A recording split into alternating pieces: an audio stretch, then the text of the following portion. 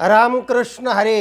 सज्जन हो, आज आपणाला आशाबद्ध जन या संतश्रेष्ठ तुकाराम महाराजांच्या अभंगावर निरूपण ऐकवणार आहे. मनाचे कान करून ऐका. आशाबद्ध जन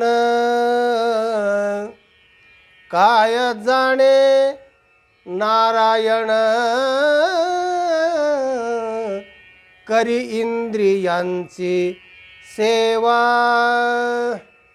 पाहे आवडीचा हेवा, करी इंद्रियांची सेवा. भ्रमले चावळे तैसे उचित नकळे, करी इंद्रियांची सेवा. तुका म्हणे विषय अन्न नाशियले जैसे, करी इंद्रियांची सेवा. महाराज म्हणतात आशाबद्ध जन. आशा ही अशी एक जीवनामध्ये संजीवनी आहे की त्या आशेमुळेच माणूस जगतो, आशेमुळेच जन्माला येतो आणि आशा राहील तरच तो पुढच्या जन्मामध्ये त्या आशेप्रमाणे जन्म घेतो. जसे जन्म घेणे लागे वासनेच्या संगे, जसं म्हटलेलं आहे ना, वासना काय, आशा काय, इच्छा काय, मनीषा काय, हे सगळे एकार्थवाचे शब्द आहेत. तेव्हा जे आशाबद्ध, आशा आणि बद्ध शब्द जो आहे बांधलेला, असा त्याचा अर्थ होतो भाषिक अर्थ. आशेने बांधलेला जो माणूस आहे, काय जाणे नारायण, तो माणूस काय नारायणाला जाणणार, त्याला देव कसा कळणार, असा तो कोवर आहे प्रश्नचिन्ह निर्माण करतात. दुसरा मुद्दा सांगताना दुसऱ्या चरणात महाराज म्हणतात करी इंद्रियांची सेवा. तो इंद्रियांची सेवा करतो. इंद्रियांना दर्पण काय दाखवतो, क्या मुखडा देखे दर्पण मो, दया धर्म नाही मन मो. क्या मुखडा देखे दर्पण मो, दर्पणात अर्धा तास घालवतो. बरेचसे प्रबोधनकार, कीर्तनकार ते त्यांच्या ते IT जर पाहिल्या ना, फेटा बांधण्याच्या आणि ते रोबाबन ते चालण्याचे, पुढं हे गाणे, त्या सगळ्या जर, आणि एवढे हार असेल मग फोटो काढले जर पाहिले ना, तर एक कीर्तनकार तर मी असा पाहिला की आमच्याकडे शिकले वर्गामध्ये, ते प्रत्येक कीर्तनाला वेगळा ड्रेस बदलतात आणि अशा प्रकारचं शृंगार, बाह्य शृंगार करतात की माणसं निम्यार्ध त्या शृंगारला पाहूनच बोलले पाहिजे, किंवा इम्प्रेशन, त्यांच्या भाषेत सांगायचं इम्प्रेशन पडतं असं त्यांचं म्हणणं आहे. तेव्हा बाह्य दृष्टीने लोकांना काय लागतं तशा प्रकारचं बाह्य शृंगार करणं, बाह्य वेशभूषा करणं असं लोकांना वाटतं आणि तेच लोक करतात. ते महाराजांनी त्याच्यावर शेरा मारला आहे. काय भुललासी वरली या रंगा, वरले रंग जास्त रंगू नको, अंतरंगात जा, अंतरंग पक्क कर. पण तसं होत नाही. आणि म्हणून तुकाराम महाराजांनी त्याच्यावर शेरा मारताना सांगितलं करी इंद्रियांची सेवा. आरसा बघायचा, पटका वगैरे नीट आलं आहे का, आपण हे असं करतो आहे, हे आलं आहे का, हे नीट व्हिडिओ काढ वगैरे, असं या सगळ्या गोष्टी ना नीटनेटकं. तर नीटनेटकं असावं का नसावं? मग नक्की असावं, पण ते अति असू नये की ज्याच्यामुळे त्या नीटनेटकेपणाकडेच लोक बघतील, असं इतकं असू नये. वेश असावा बावळा, अंगी असाव्या नाना कळा. त्या वेशाप्रमाणे त्या कला तरी पाहिजे ना, कला काहीच नाही. म्हणून मग ते बोलल्यावर कळतं की अरे हा तर कावळा आहे.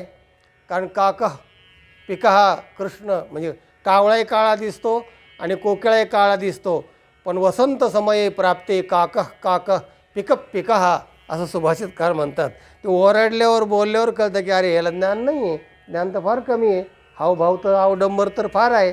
म्हणून महाराज म्हणतात इंद्रियांची सेवा करतो, वेशभूषा काय काय करतो, करी इंद्रियांची सेवा.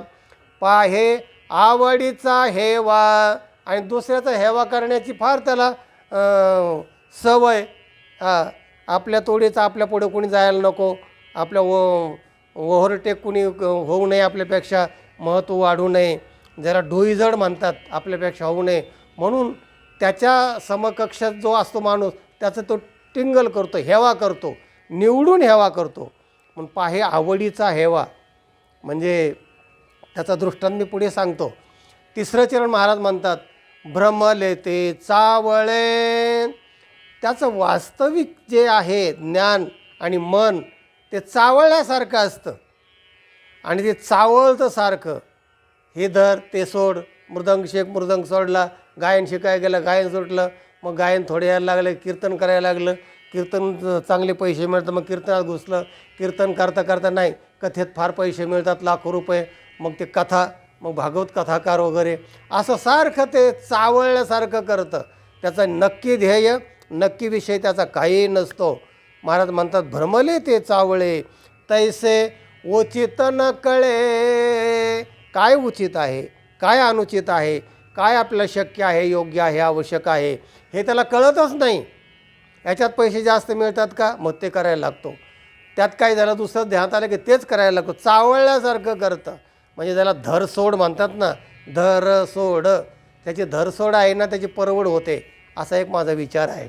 तेव्हा तो का म्हणे विषय होतं काय. मग महाराज म्हणतात, विष अन्न नाशियले जैसे.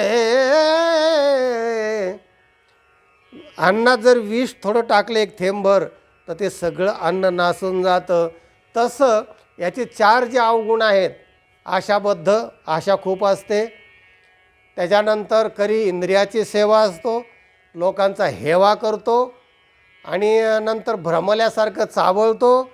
हे अवगुण असल्यामुळे काय होतं म्हणले, त्याच्यात चांगुलपणामध्ये, चांगलेपणामध्ये विष कालवल्यासारखं होतं आणि मग त्याच्या सगळ्या ह्याच्यावर पोथ्याऱ्या फिरल्या जातो, असं महाराजांना सांगायचं आहे.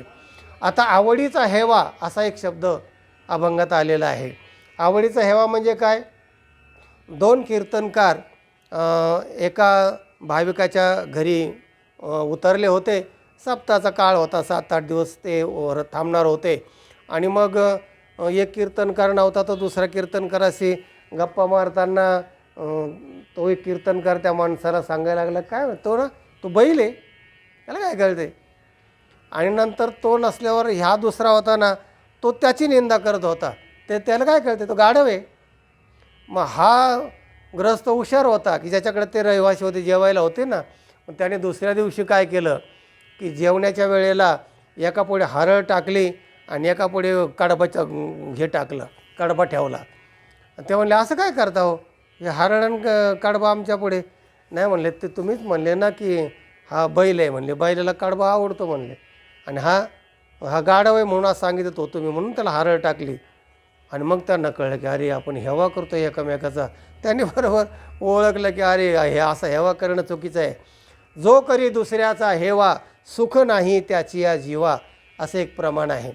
तेव्हा आशा ती समूळ खणोनी काढावी तरीच गोसावी व्हावे जगी, असा एक अभंग आहे. आशा संपूर्ण काढून टाकले तरच तो खरा गोसावी होतो हां.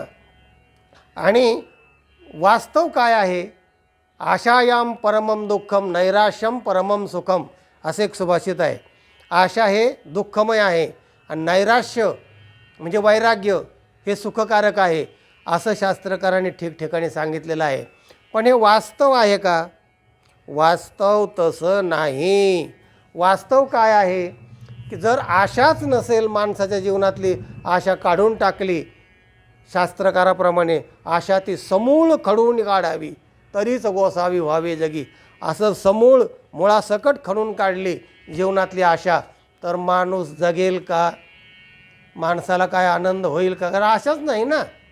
तेव्हा आशा ही जीवनाची संजीवनी आहे. आणि नैराश्य, वैफल्य, वैराग्य, त्यालाच आपण अलीकडच्या शब्दात सांगायचं म्हणजे डिप्रेशनमध्ये जातो माणूस, मग वैफल्यग्रस्त होतो आणि माणूस मग त्याला नैराश्य येऊन जीवनामध्ये कुठलाही रस नसतो, कारण जगण्यातच अर्थ उरत नाही. आणि त्याला असं वाटतं की आपलं कोणी ऐकत नाही, आपलं काहीच नाही, तर मग आपलं कशाला जगण्याचं, तो वैफल्यग्रस्त होऊन आत्महत्यासुद्धा करतो. सांगायचा मुद्दा असा, आशारहित माणूस जगू शकत नाही, तो वैफल्यग्रस्त होऊ शकतो. म्हणून आशा असावी की नसावी, त्याचं उत्तर आहे होय, नाही. असावी कोणती? सदिच्छा असावी, मर्यादित असावी आणि असदिच्छा, वाईट इच्छा नसावी. मर्यादित आणि अमर्यादित अशा दोन भाग आपण पाडूया, आवश्यक आणि अनावश्यक. म्हणून सत्संगती करा. सत्संगती ही सुद्धा एक आशाच आहे ना. त्या सात्विकता आणि तात्विकता आहे, ती जर केली तर आपण ती आपली आशा आपल्याला आनंदकारक होईल, आपलं जीवन आनंदमय मंगलमय होईल, असा या अभंगाचा भावार्थ आहे. हा व्हिडिओ इतरांना पाठवा, लाईक करा. चॅनलला सबस्क्राईब केलं नसेल, सबस्क्राईब करा. ज्ञान ऐकत राहा, वाटीत राहा, आनंदी राहा. रामकृष्ण हरे.